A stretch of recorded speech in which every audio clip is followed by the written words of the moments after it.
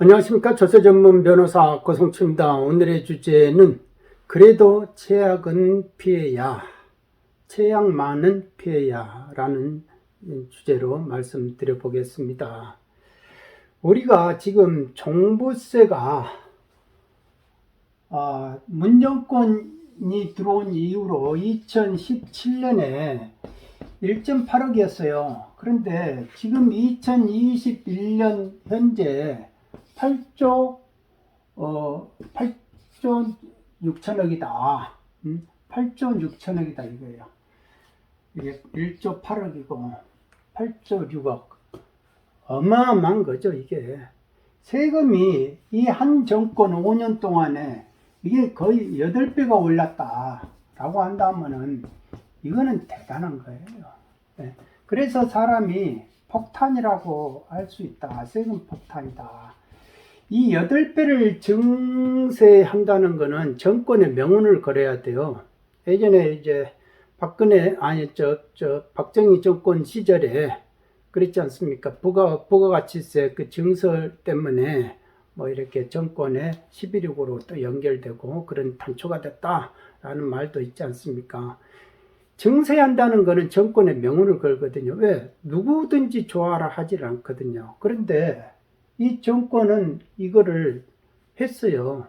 그러면서 또 그 기반이 뭐 아직까지도 낸 적이 없다라는 게 그게 진짜 지금까지 이 정권 역사에서 보면은 그런 일이 없었다라는 거죠. 참 특이한 현상이다라는 겁니다. 이게 특이한 현상이다. 매년 국가 예산은 증가하고 또 세수도 증가해요. 그게 이제 우리가 전체적으로 경제 동력이 막 활성화돼 가지고 저절로 법인세가 들어와 가지고 막 그게 한국호라는 그 선박이 막 추진력을 얻어 가지고 들어온다면요 누가 뭐라 하겠습니까? 그런데 이게 쥐어짜듯이 이렇게 들어오는 것이다. 왜? 다주택자들을 적폐 세력으로 본 거예요. 적폐. 그래서 이 사람들에 대해서 막 수많은 공격을 한 거죠. 공격을 해가지고 이 사람들로부터 이제 뺏어내는 그 돈들이 종부세다라는 거 아닙니까? 본인들도 2% 내에서 우리가 뽑아내겠다라고 하는 건데 나중에 보니까 2017년에는 40만 명이었는데 종부세 고지 대상이 2021년은 102만 700명이다. 고지받은 사람들이. 그런데 그게 이제 본인들이 자꾸 일가구 하는데 결국은 세대 개념이니까 이 세대가 4인 가족이라 하면은 벌써 102만 명이 아니라 400만 명이 넘는 거죠. 그러니까 그거를 너무 쉽게 단순화시킨다라는 겁니다. 그러니까 저런 부분들이 이렇게 욕을 먹어가지고 이제 증세를 달성을 해놨는데 달성을 했어요. 증세를 하는데 저항도 안 해요. 그러니까 오히려 본인들이 더 깜짝 놀랐다는 거 아닙니까? 이렇게까지 순둥일까 국민들이 납세자들이. 그래서 증세가 됐는데 이 욕먹고 증세한 거를 정치인들이 이거를 내리겠느냐 이거예요. 정치인들이.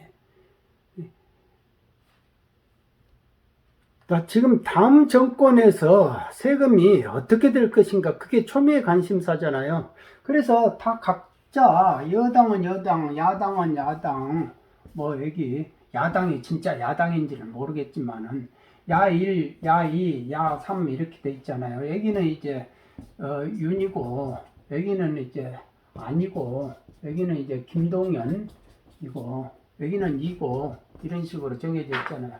그러면 도대체 어떻게 되느냐? 종부세는 어떻게 되느냐? 종부세가 초미의 관심사니까 이거를 언론 기사가 보면 전부 다 완화라고 표현을 해요. 완화. 여기도 완화, 다 완화. 그리고 양도세도 전부 다 완화 이런 식으로 표현을 한다 이겁니다. 이게 잘못된 거예요. 이게 완화가 아니다 이겁니다. 정확하게 아셔야 된다라는 겁니다. 이 여당의 후보는요, 종부세 이게 국토 보유세까지 만들어가지고 이 보유세를 강화시키겠다고 하는 사람이에요. 분명 그 보유세는 강화합니다. 강화해가지고 어떻게까지 강화할 정도까지 도대체 그 끝이 어떻게 될 것까? 그야말로 뭐 몰수의 여정으로 가는 정도까지 그렇게 빡세게 할 것인지, 그게 초미의 관심사인 사람인데 뭐를 완화를 하냐? 이건 완화가 아니라 1주택자가 뭐 상속 조금 받아가지고 지분 받아가지고 소수 지분 받아서 다주택자 돼가지고 중과되는 거, 그리고 공익법인이 그 주택 가지고 있다가 6% 최고세율 받는 거, 뭐 이런 것들을 보완하겠다 이거예요. 보완하겠다. 그런 부분은 당연히 종부세법이 악법으로 이렇게 완악 날림으로 이렇게 했기 때문에 그거를 금일 간거를 크랙을 다 메꿔줘야 되는 거예요. 그러니까 이거는 이쪽이 야당이 정권을 잡든지 여당이 정권을 잡든지 종부세법은 손을 봐야 돼요. 그러니까 그 부분을 손을 보겠다 이거예요. 그러니까 이쪽에서 손 보는 거는 당연히 이쪽도 손을 볼 수밖에 없다 이겁니다. 당연한 거예요. 그러니까 이거는 완화가 아니라 잠시 내가 그 부분 틈만, 금이 간 부분만 내가 발라주겠다 이거예요. 그럼 결론은 강화예요. 이쪽은 강화 쪽이다. 왜? 지금까지 나온 정책이라는 게 국토보유세 이런 것이 폐지하겠다는 말을 했냐 이거예요. 그리고 이쪽에서는 종부세를 폐지하겠다는 말을 한 사람이 한 명도 없어요. 이쪽은 다 폐지하겠다는 말을 한 사람이 없어요. 전체적으로 보면요, 종부세는 다 이쪽에서는요 강화, 거래세는 완화 이런 식으로 표현을 해요. 그러니까 정책의 방향은, 부동산 정책의 방향은 이게 맞다 라는 이거를 벗어나지를 못한다 이겁니다. 벗어나지를 못하는데, 다만 이 김동연 이분은 1주택자는 상당히 양도세도 이거는 부담을 완전히 줄여주겠다. 과감하게 줄여주겠다. 종부세도 과감하게 줄여주겠다. 1주택 오래 보유하고 거주한 사람의 이 1주택자는 항시 보호를 하겠다. 이것이 아주 강조되는 분이 김동연 전 부총리고, 안철수 이분은 이거에 보유세, 종부세 강화, 거래세 완화 정책은 이 방향이 있다 이거예요. 그런데 여기서 이제 특이한 것은 뭐냐면은 공시가격을 급격히 올리면은 그만큼 세율을 급격히 올려가지고 이게 폭탄이 됐으니까 이러지 말자 이거예요. 공시가격이 올리면 세율을 낮춰주는 식으로 좀 완급을 조절을 해야 된다. 단지 그 정도다 이거예요. 그래도 이게 이제 상당히 디테일한 거죠. 그래도 디테일한 거고, 이쪽에 야당의 후보 이분은 디테일한 건 없어요. 디테일한 게 없고 그냥 종부세 이거는 좀 문제가 있다. 그러니까 한번 검토를 다시 해보겠다. 원점에서 한번 다시 해보겠다. 그 정도 수준이에요. 그러니까 뭐 디테일한 정책이 나온 건 아니다. 그리고 양도세는 어떻게 할래? 인하는 하는데 이걸 어떻게 하겠다 이런 건 없어요. 그러니까 이 양도세 부분은 다, 그런데 어느 정도 유예가 돼요. 유예. 완화가 아니라 다 유예예요. 여기는 여당 후보는 433일이라 하잖아요. 그러니까 처음 4개월에 대통령이 된 시점부터 4개월에 팔면은 그걸 중과를 안 해주겠다 이거 전에. 그런데 그 다음에 3개월에 파면 50%만, 그 다음에 3개월에 파면 4분의 1만 하겠다라는 거 아닙니까?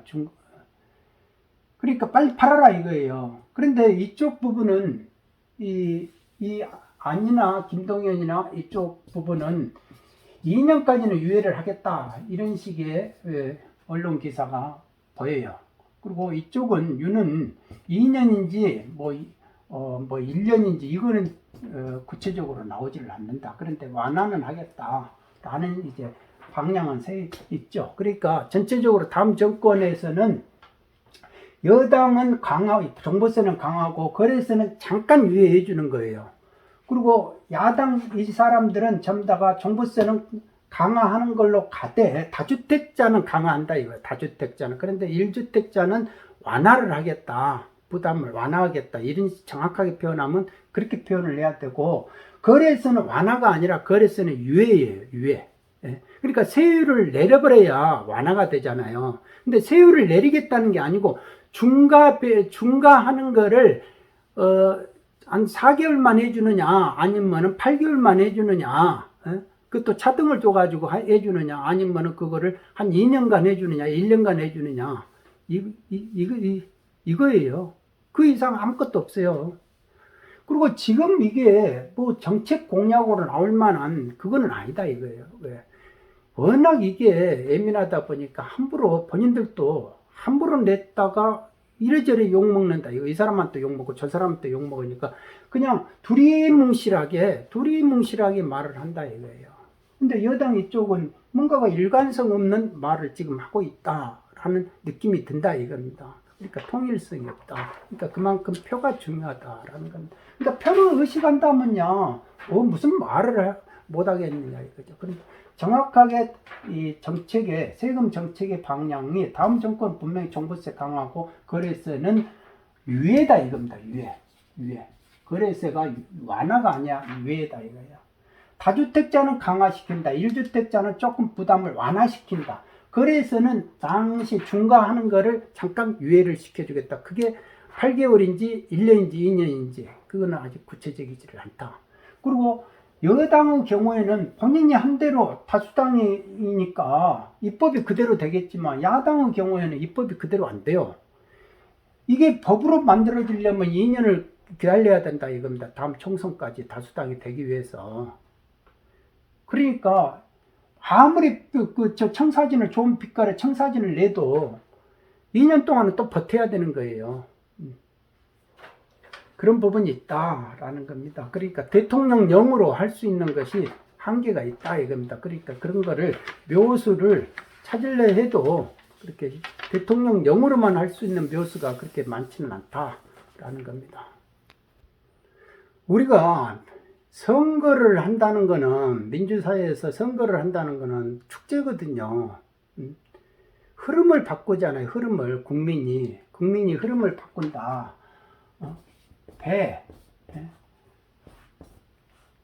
배를 물이 바꿔버리는 거예요. 엎어쳐버릴 수도 있고 흘러가게 만들 수도 있고. 그래서 이게 선거인데, 선거가 그러니까 축제가 돼야 되는데 지금은 가만히 보면 똥 씹은 얼굴들이 너무 많다 이겁니다. 이게 음식이라고 내놨는데 이게 제대로 된 음식을 내놔야 맛있게 먹는데 이게 뭐 안 먹을 수도 없고 배고파서, 그러니까 이게 똥 씹은 얼굴로 먹는다라는